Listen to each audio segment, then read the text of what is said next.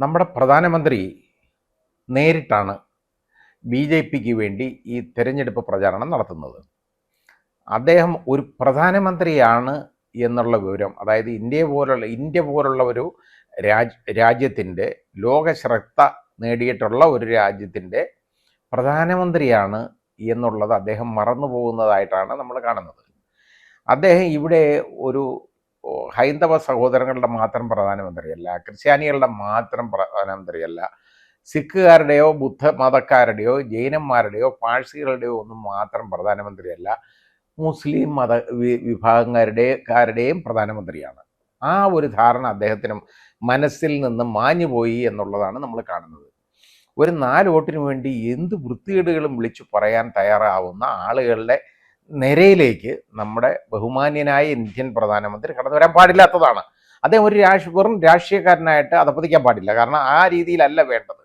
രാഷ്ട്രീയക്കാരെന്ന് പറയുന്നവർക്ക് അവർക്ക് എന്തും വിളിച്ചു പറയാം എന്നുള്ള ഒരു കാഴ്ചപ്പാടുണ്ട്. പക്ഷേ അദ്ദേഹം ഇന്ത്യൻ പ്രധാനമന്ത്രിയാണ്, എൻ്റെ നിങ്ങളുടെയൊക്കെ പ്രധാനമന്ത്രിയാണ്. അങ്ങനെയുള്ള ഒരാൾ ഒരു പ്രത്യേക മതവിഭാഗത്തിനെ ടാർഗറ്റ് ചെയ്ത് പ്രസംഗിക്കുക എന്ന് പറയുന്നത് വളരെ ബുദ്ധിമുട്ടുണ്ടാക്കുന്ന ഒരു കാര്യമാണ്.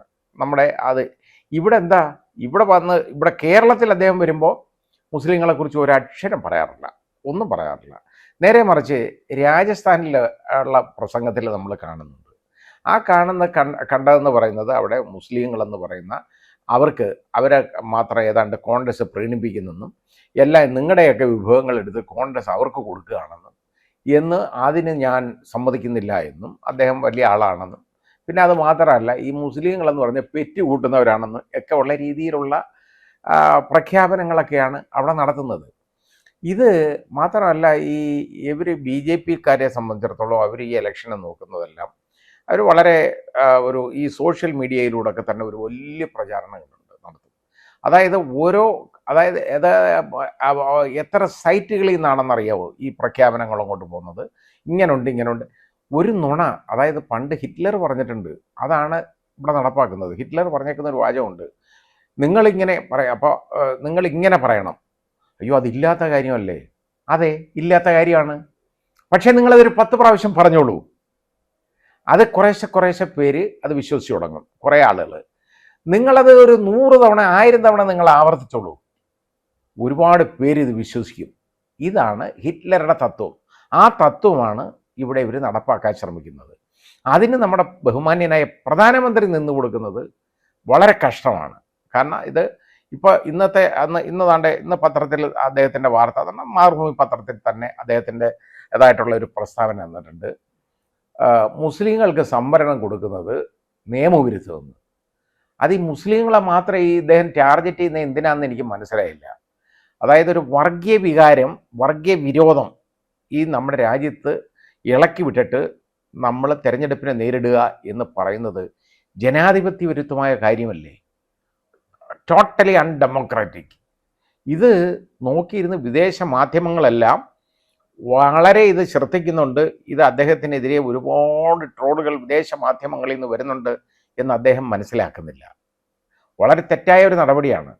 വിദേശ രാജ്യങ്ങളിൽ അദ്ദേഹം പോകുമ്പോൾ മുസ്ലിം രാഷ്ട്രങ്ങളിലൊക്കെ ചെന്നിട്ട് അവിടെ ചെന്ന് വലിയ കാര്യമായിട്ട് അവിടെ നിൽക്കുക, എല്ലാം റെഡിയാക്കുക, അവിടെ അമ്പലം പോലും പണിയാനുള്ള സൗകര്യവും സാവകാശവും ഒക്കെ അവർ കൊടുക്കുക. ഇതെല്ലാം വാങ്ങിയെടുത്ത് അവിടുത്തെ അമ്പലത്തിൻ്റെ പോലും തന്ത്രിയായിട്ട് മാറി അത് ഉദ്ഘാടനം ചെയ്യും. ഇതെല്ലാം കഴിഞ്ഞതിന് ശേഷം ഇവിടെ വന്നിട്ട് മുസ്ലിങ്ങളെന്ന് പറയുന്നവരെ എല്ലാം പറക്കി എറിയേണ്ടവരാണ്, അവർ ഈ രാജ്യക്കാരല്ല നാട്ടുകാരല്ല എന്നുള്ള രീതിയിൽ ഉള്ള പ്രഖ്യാപനങ്ങളാണ് നടത്തിക്കൊണ്ടിരിക്കുന്നത്. അതായത് മുസ്ലിങ്ങളെ ആ ജാതി പറഞ്ഞ് തന്നെ ബഹുമാന്യനായ പ്രധാനമന്ത്രി ഒരുപാട് ആക്ഷേപിച്ചുകൊണ്ടിരിക്കുകയാണ്.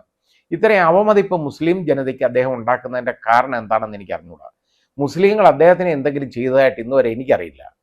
മുസ്ലിങ്ങളൊന്നും അദ്ദേഹത്തിനെതിരെയുള്ള കാര്യങ്ങളൊന്നും പറയുകയോ പ്രവർത്തിക്കുകയോ ഒന്നും ചെയ്യുന്നതായിട്ട് ഞാൻ കാണുന്നില്ല, എനിക്കറിയില്ല. ഞാനൊരു മുസ്ലിമാണ്. പക്ഷേ എനിക്ക് ശ്രീ നരേന്ദ്രമോദിയെ സംബന്ധിച്ചിടത്തോളം അദ്ദേഹം ഇന്ത്യൻ പ്രധാനമന്ത്രി എന്നുള്ള ഒരു കാഴ്ചപ്പാടിൽ നിന്ന് ഒരു വ്യത്യാസമില്ല. ഇന്ത്യയിലെ പ്രധാനമന്ത്രി അത് എക്സ് ഓർ വൈ ആരായാലും അത് ഇന്ത്യയുടെ പ്രധാനമന്ത്രിയാണ്. അദ്ദേഹം ജനസമ്മതി കിട്ടിയത് കൊണ്ടാണ് അദ്ദേഹം പ്രധാനമന്ത്രിയായത്. ആ പ്രധാനമന്ത്രി ആ സ്ഥാനത്തിരിക്കുമ്പോൾ മനസ്സിലാക്കേണ്ടത് അദ്ദേഹം ഒരു മതത്തിൻ്റെയും പ്രധാനമന്ത്രിയല്ല, നേരെ മറിച്ച് ഇന്ത്യ എന്ന് പറയുന്ന മഹത്തായ രാഷ്ട്രത്തിൻ്റെ പ്രധാനമന്ത്രിയാണ് എന്നൊരു കാഴ്ചപ്പാട് അദ്ദേഹത്തിന് വേണം. അദ്ദേഹം ഈ രീതിയിൽ ഈ ഒരു മതത്തെയും പ്രത്യേകിച്ച് അവഹേളിക്കുന്ന രീതിയിലേക്ക് അദ്ദേഹം മാറാൻ പാടില്ലാത്തതാണ് ഒരിക്കലും. അതായത് അദ്ദേഹം പറഞ്ഞേക്കുന്നത്, അതായത് ഇപ്പോൾ ജാതി സെൻസസ് എന്ന് പറയുന്ന ഒരു തത്വത്തെ ശ്രീ രാഹുൽ ഗാന്ധി അത് ഉയർത്തിപ്പിടിക്കുന്നതിന് മറുപടിയായിട്ടാണ്, അതിൽ നിന്ന് ഒളിച്ചോടാൻ വേണ്ടിയാണ് ഇതുപോലെ മുസ്ലിങ്ങളെ അദ്ദേഹം ആക്ഷേപിക്കാൻ പോകുന്നത്. എന്തിനാണെന്ന് മനസ്സിലാവുന്നില്ല. ഈ മുസ്ലിം വിരോധം ഉണ്ടാക്കി കഴിഞ്ഞിട്ട് വോട്ട് നേടിയാൽ, ഇത് കഴിഞ്ഞാൽ ഇദ്ദേഹം ജയിച്ചാൽ ഈ മുസ്ലിങ്ങളുടെ പ്രധാനമന്ത്രിയാവും അദ്ദേഹം എന്നൊന്ന് ചിന്തിക്കണ്ടേ മനസ്സിൽ. ഈ മനസ്സിൽ എന്ന് ഈ വിരോധവും ഈ ഒരു അശാന്തി നിറഞ്ഞ ഒരു ഒരു ഒരു ഒരു സാഹചര്യവും ഇത് മുസ്ലിങ്ങളുടെ ഇടയിലുള്ള ആളുകൾക്ക് ഉണ്ടാകത്തില്ലേ? അദ്ദേഹം നോക്കേണ്ടതെന്നൊക്കെ പറയുന്നത്, ഈ നോർത്ത് ഇന്ത്യയിലൊക്കെ യു പിയിലൊക്കെ മുസ്ലിങ്ങളെന്ന് പറയുന്നത് ധാരാളമുള്ള ഒരു സ്ഥലമാണ്. അവിടെ ഇവർക്ക് ഒരുപാട് സീറ്റ് കിട്ടാറുണ്ട് ബി ജെ പിക്ക്. അത് മുസ്ലിങ്ങളുടെ വോട്ടുകൂടെ കൊണ്ടല്ലേ? അതുകൂടെ തീരുമാനിക്കണ്ടേ? മുസ്ലിങ്ങളുടെ വോട്ട് വേണ്ട എന്ന് അദ്ദേഹം പറയുന്നുണ്ടോ? ഇല്ലല്ലോ. മുസ്ലിങ്ങൾക്ക് സംവരണം കൊടുക്കാൻ പാടില്ല. അതെന്താ, പിന്നോക്ക വിഭാഗമല്ലേ? പിന്നോക്ക വിഭാഗത്തിൽപ്പെട്ട ഒരാൾക്ക് സംവരണം കൊടുത്തൂടെ? അത് മാത്രവുമല്ല, പിന്നുള്ളൊരു പ്രശ്നം, ഈ മുസ്ലിം ജനസംഖ്യ ഇങ്ങനെ കൂടിക്കൊണ്ടിരിക്കുകയാണ്. കുറേ പേര് വിളിച്ച് പുലമ്പുന്നുണ്ട്. എവിടെയാണ് അതിനെ സംബന്ധിച്ചുള്ള പഠനമൊക്കെ നടന്നു? ഒന്നുമില്ല. ഇപ്പോൾ ഹിന്ദുക്കളുടെ ഇടയിലും അതുപോലെ മുസ്ലിങ്ങളുടെ ഇടയിലുമുള്ള സന്താനോൽപാദനത്തിൻ്റെ എന്നൊക്കെ പറയുന്നതിൻ്റെ പ്രൊപ്പോർഷൻ ഏതാണ്ട് ഇപ്പോൾ തുല്യമാണ്. ഒരു 2, 3, 4 വർഷം കഴിയുമ്പോഴത്തേക്ക് അത് യഥാർത്ഥത്തിൽ ഹിന്ദുക്കളുടെ ഇടയിൽ നിന്നുള്ളതിനേക്കാളും കുറയും മുസ്ലിങ്ങളുടെ ഇടയിൽ. കാരണം അന്നൊക്കെ മുസ്ലിങ്ങൾക്ക് ഇതുപോലെ പ്രത്യേകിച്ചുള്ള ജോലിയോ അതൊന്നുമില്ല. പക്ഷേ ഇന്ന് അങ്ങനല്ല. മുസ്ലിങ്ങൾ വിദേശത്തുമൊക്കെ പോയി ഒരുപാട് സമ്പാദിക്കുകയൊക്കെ ചെയ്ത് അവർ കുഞ്ഞുങ്ങളെ നിർമ്മിക്കുന്നതല്ല അവരുടെ ജോലി. നേരെ മറിച്ച് അവരുടെ കുടുംബം ഉള്ളവരെ നല്ല രീതിയിൽ കൊണ്ടു നടക്കുന്നവരാണ് എന്നുള്ള ഒരു ധാരണ നടക്കേണ്ടതാണ് എന്നൊരു ധാരണ മുസ്ലിങ്ങൾക്കുണ്ട് ഇപ്പോൾ. അതായത് പണ്ട് മലപ്പുറം ജില്ല, നമ്മൾ കേരളത്തിൽ തന്നെ ചിന്തിച്ചാൽ മതി, വിദ്യാഭ്യാസത്തിൽ പിന്നോക്കമായിരുന്നു മലപ്പുറം ജില്ല. പക്ഷേ ഇന്നൊന്ന് നോക്കിക്കോളൂ, കേരളത്തിൽ 1ാം സ്ഥാനം മലപ്പുറം ജില്ലയ്ക്കായിരിക്കും വിദ്യാഭ്യാസത്തിൽ.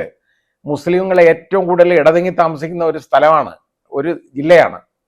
അവിടെ നോക്കിക്കഴിഞ്ഞാൽ എന്താണെന്നറിയോ, ഇപ്പം അവർ വിദേശത്ത് പോയി ജോലി ചെയ്ത് സമ്പാദിച്ച ഒരു കാലത്ത് ഇവിടെ കോൺക്രീറ്റ് കെട്ടിടങ്ങൾ കുഴിച്ചിട്ടിരുന്നെങ്കിൽ ഇന്ന് അവരുടെ ധാരണ എന്തെന്നറിയോ, അവരെ മക്കളെ പഠിപ്പിക്കണം നന്നായിട്ട്, അവരെ ഈ ലോകത്തിന് ഉപകാരികളായിട്ടുള്ള ഡോക്ടേഴ്സ് ആക്കണം, അല്ലെ എൻജിനീയേഴ്സ് ആക്കണം, അല്ലെ സിവിൽ സർവീസ് കൊണ്ടുവരണം. ഈ രീതിയിലുള്ള ഒരു കാഴ്ചപ്പാട് ആ ജനങ്ങൾക്കുണ്ട്. ആ രീതിയിലാണ്. അവരല്ലാതെ ഇവിടെ സന്താനോൽപാദനമല്ല അവരുടെ ഇപ്പോൾ പ്രക്രിയ. അവർ നേരെ മറിച്ച് ഇപ്പോഴെല്ലാം മുസ്ലിങ്ങളുടെ പുതിയ കുടുംബങ്ങൾ മുഴുവൻ അണുകുടുംബങ്ങളാണ്. അവിടെ അവരുടെ മക്കളെ നന്നായിട്ട് പഠിപ്പിക്കും. അല്ലാതെ 7ഉം 17ഉം പിള്ളേരെ നിർമ്മിച്ച് അവരെ പഠിപ്പിക്കുന്നതല്ല മുസ്ലിങ്ങൾ ഇപ്പോൾ ചെയ്തുകൊണ്ടിരിക്കുന്നത്. വളരെ ബോധപൂർവമായി ബുദ്ധിപൂർവമായിട്ട് അവർ ശ്രമിക്കുന്നു എന്നുള്ളതാണ്. അതുകൊണ്ടാണ് അവർക്ക് ഉയർച്ചയുള്ളത്. അതുകൊണ്ട് അവരെ ഇങ്ങനെയുള്ള കാര്യമൊന്നും അവരെ ബാധിക്കത്തില്ല.